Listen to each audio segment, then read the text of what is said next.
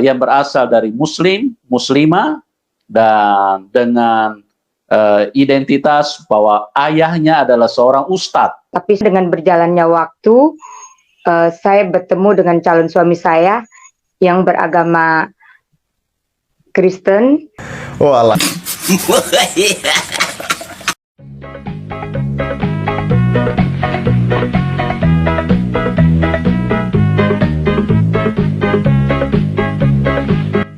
Assalamualaikum warahmatullahi wabarakatuh, sahabat semuanya. Alhamdulillah, hamdan wa syukronillah, salawatu salam ala rasulillah, amma ba'. Segala puja dan puji syukur kita ucapkan kehadirat Allah subhanahu wa ta'ala atas limpahan rahmat nikmat karunia Allah, sehingga hari ini kita masih sempat mandi sendiri sebelum kita dimandikan oleh orang lain. Kita masih sempat memakai pakaian sendiri sebelum kita dipakaikan pakaian oleh orang lain. Dan alhamdulillah kita masih sempat sholat sendiri sebelum kita dipersolatkan oleh orang lain. Dan kita alhamdulillah masih bisa berjalan sendiri sebelum kita diperjalankan oleh orang lain. Sahabat semuanya, jumpa lagi dengan channel kesayangan Anda, tentunya channel Bamtri, channel yang mengupas tuntas orang-orang yang dulunya ngaku Islam, fanatik, Muslim, Muslimah, tapi ujung-ujungnya bermimpi dan berhalusinasi. Mimpi, saya merasa roh saya dibawa ke sana. Lalu saya berpikir, ini apa ya Allah subhanallah. Astagfirullahaladzim, subhanallah. Saya nyebut berkali-kali tapi saya tidak takut. Saya bahagia dan saya malah senang banget. Dan ini disponsori oleh Salompa. Salompa, Salompa, Salompa. Dan pengepulnya adalah Ncop Papin Copi. Kalau kata si Udin, ucup ucup. Nah itu ya kata si Udin tuh. Udin pun panggilnya si Ucup. Jadi jangan salahkan Bamtri. Bamtri ini manggil orang dengan tidak sesuai dengan namanya. Itu si Udin sendiri yang notabene teman dia, ya kan, segolongan dengan dia, panggilnya juga Ucup tuh, ya kan, cup cup gitu. Oke sahabat sekalian, kalau kemarin itu kita melihat dan mendengarkan seorang ustadz katanya yang sudah pernah haji. Kemudian hajinya itu katanya tawaf 12-17 kali dan bacaannya adalah lambaikanlah, lambaikanlah. Nah sekarang anak Pak Ustadznya. Ini kelebihan si Oncop ya. Kalau kemarin itu bapaknya haji, nah sekarang anak Pak Haji atau anak Pak Ustadz. Nah tapi ceritanya tetap sama, alurnya tetap sama, dan nanti kita juga akan buktikan ya. Kita akan buktikan bahwa narah koplaknya si Oncop ini betul-betul koplak gitu. Dan apakah betul dia seorang muslimah, nanti juga kita buktikan. Oke sahabat semuanya, sebelumnya saya menyarankan kepada Anda semua, sebelum menonton video ini saya harap Anda sudah makan ya, supaya ada kekuatan untuk tertawa. Takutnya nanti kalau belum makan Anda lemes ya, karena tertawa terus melihat kelakuan orang-orang seperti ini. Oke sahabat semuanya, tanpa perlu berlama-lama, karena yang Anda tunggu itu bukan saya, yang Anda tunggu itu adalah kesaksian berikut ini. Pada malam hari ini kita kembali akan menghadirkan sebuah kesaksian yang akan memberkati kita semua, di mana narasumber yang berasal dari Muslim, Muslimah, dan dengan identitas bahwa ayahnya adalah seorang ustadz, seorang pemuka agama.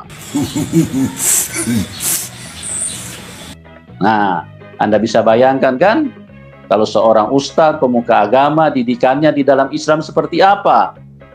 Ini sangat ketat, sangat keras.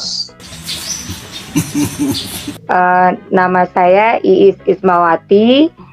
Saya berasal dari Tangerang.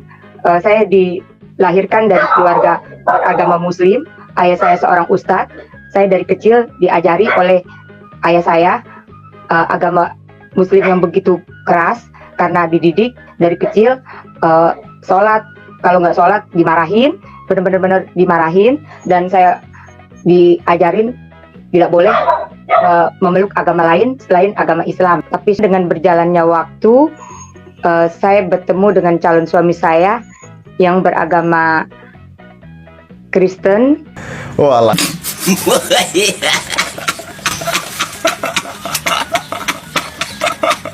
Bang Didit Yuli saja sahabat sekalian yang Kristen sejak lahir itu tidak terima dengan kesaksian seperti ini. Malu mereka ya kan. Kesaksian yang dibungkus dengan ngaku anak Pak Ustadz, dididik secara keras, dididik secara kental, Islam yang baik, buktinya dia sholat. Ujung-ujungnya karena pacarnya. Apa susahnya untuk jujur ya kan?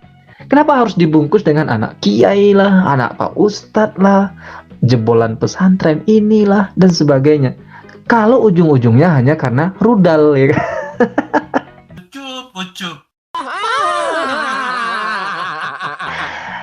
Pindah agamanya karena rudal, bukan karena saya menemukan ini loh kesalahan-kesalahan Al-Quran. Ini loh ajaran Islam yang tidak masuk di akal saya. Saya menemukan ada kelebihan di ajaran Kristen dibandingkan Islam. Nah ini kan jadi ada alasannya, alasan yang alkitabiah ataupun ilmiah gitu kan. Dan dia semakin kelimpungan sahabat sekalian ketika ditanya oleh Pak Cabe dia nikahnya dulu secara apa. Dan di sini juga membuktikan dia tidak memahami sama sekali pernikahan antar agama itu, pernikahan beda agama itu. Bahwa kalau dalam Islam, seawam-awamnya orang Islam pasti paham kalau nikah beda agama itu mereka akan melakukan perzinahan sepanjang masa, sepanjang pernikahan itu. Bu Is menceritakan tadi dari keluarga Muslim, kemudian menikah dengan suaminya yang Kristen. Itu menikahnya di gereja apa di KUA? Pertama, saya dinikahkan di KUA, pakai akad nikah. Karena nikah. mereka memaksa kalau saya harus menikah harus agama Islam dulu, ada akad nikah, baca itu apa ke KUA. Terus dengan berjalan suami saya kan bicara langsung ke kakak saya. Waktu itu kan orang tua saya udah meninggal, yang cowok, maksudnya bapak saya, ayah saya udah meninggal. Terus dia bilang ke kakak saya, tapi saya nggak bisa dipaksa, tapi saya oke, saya ngikut maksudnya nikah KUA. Tapi saya ntar dengan itu saya nggak bisa paksa, tetap saya memeluk, saya tetap agama Kristen gitu loh. Maksudnya mau nikah, maksudnya diituin di gereja gitu loh. Dia bilang begitu ke orang tua saya. Jadi intinya nikah sebelum menikah itu suaminya masuk Islam dulu begitu. Enggak diislamin. Jadi nikah. Jadi kita nikah gitu loh. Nikah biasa, nikah kayak akad nikah gitu loh. Tapi suami saya suruh tanda tangan. Tetap tanda tangan di buku KUA. Yang berasal dari Muslim, Muslimah, dan dengan identitas bahwa ayahnya adalah seorang ustadz. Sahabat sekalian, jelas sekali dari jawaban-jawaban ibu tadi bahwa dia pindah agama itu hanya karena kebelet nikah. Kalau benar dia ini dulu anak seorang ustadz yang dididik secara Islam yang baik, Islam yang kental, pasti dia memahami substansi pernikahan dalam Islam itu, terutama mengenai pernikahan beda agama, orang beriman dengan orang musyrik. Di dalam Al-Quran jelas semuanya. Misalnya dalam surah Al-Baqarah ayat 121. A'udzu billahi minasyaitonir rajim. Bismillahirrahmanirrahim. Wa la tankihul musyrikati hatta yu'min. Wala amatun mu'minatun khairum min musyrikatin walau a'jabatkum wala tunkihul musyrikina hatta yu'minu wala abdun mu'minun khairum min musyrikin walau a'jabakum ulaika yad'una ilan nar wallahu yad'u ilal jannati wal maghfirati biiznih wa yubayyinu ayatihi linnasi la'allahum yatadhakkarun. Apa kata Allah? Dan janganlah kamu nikahi perempuan musyrik sebelum mereka beriman. Sungguh, hamba sahaya perempuan yang beriman lebih baik daripada perempuan musyrik meskipun dia menarik hatimu. Dan janganlah kamu nikahkan orang laki-laki musyrik dengan perempuan yang beriman sebelum mereka beriman. Sungguh, hamba sahaya laki-laki yang beriman lebih baik daripada laki-laki musyrik meskipun dia menarik hatimu. Mereka mengajak ke neraka, sedangkan Allah mengajak ke surga dan ampunan dengan izinnya. Allah menerangkan ayat-ayatnya kepada manusia agar mereka mengambil pelajaran. Nah, sahabat kalian, kalau dulu dia betul-betul Islam, anak ustadz lagi yang dididik secara kental, pasti dia memahami substansi pernikahan beda agama ini. Tapi dari jawabannya tadi membuktikan bahwa dia tidak memahami ayat ini kan. Karena pernikahan itu sangat sakral dan ini akan berlangsung sepanjang selama hidup kita gitu kan.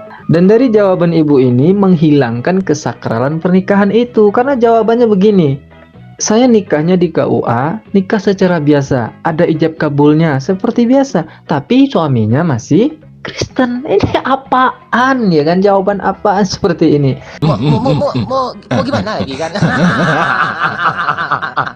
Oke sahabat sekalian, kita cukupkan sampai di sini karena sudah terbukti kesaksian ibu ini hanya dibungkus dengan kata-kata ustadz, anak ustadz dididik secara kental dan islami. Intinya dia pindah agama karena nikah, ketupat dalam plastik merah, murtad karena kebelet nikah. Assalamualaikum warahmatullahi wabarakatuh.